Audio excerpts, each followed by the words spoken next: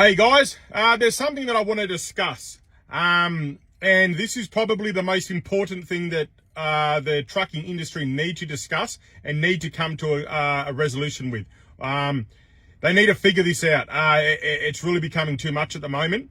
Now, I'm going to tell you to have a look at this news report that I got off Copy in the 9-O's TikTok page. So shout out to him for uploading it.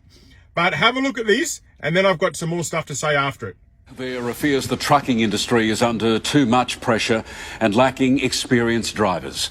In the past few weeks, at least 4 people have died along Air Highway, WA's main transport route from the eastern states. Tonight, truckies say the road is chaotic and change is essential.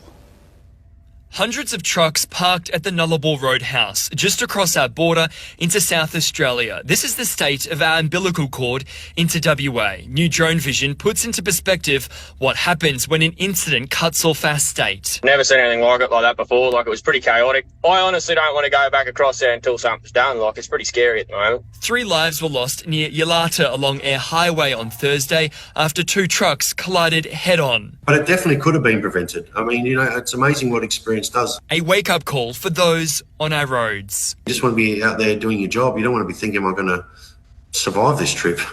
And that's what it's getting to. But truckies are also being blamed. A South Australian driver faces a manslaughter charge over the death of Chris Baker, a cyclist competing in the Indian Pacific wheel ride near Eucla. Every incident, you've got to take it as a wake-up call. What can we do better? And put everything on the table and look at what we're doing and what do we need to fix.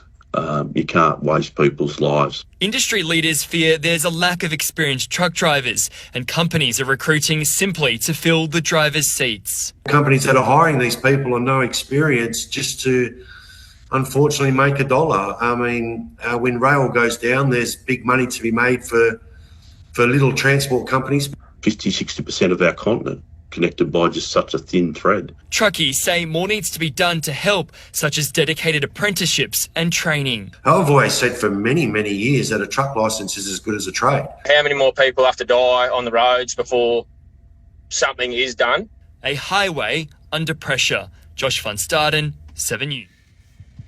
Now, listen to Les's response that he's put on TikTok, pretty much replying to this, responding to this. Now, let me make something clear before you all jump on the bandwagon. Nobody on here is saying it's the Indians, it's the Indians, it's the Indians. No one is saying that. We're talking about uneducated, untrained, unqualified drivers that are doing routes, operating machinery and heavy vehicles that haven't been trained properly to operate. It's like grabbing us and going, all right, a few of you truckies, we're taking up to Canada. You're going to jump on the ice roads. We can't do that. We've got no idea how the ice roads operate, what the variables are, what the hazards are. We can't do that. But so there needs to be some type of education and training. But anyway, listen to Les, and after that, let me know what you think.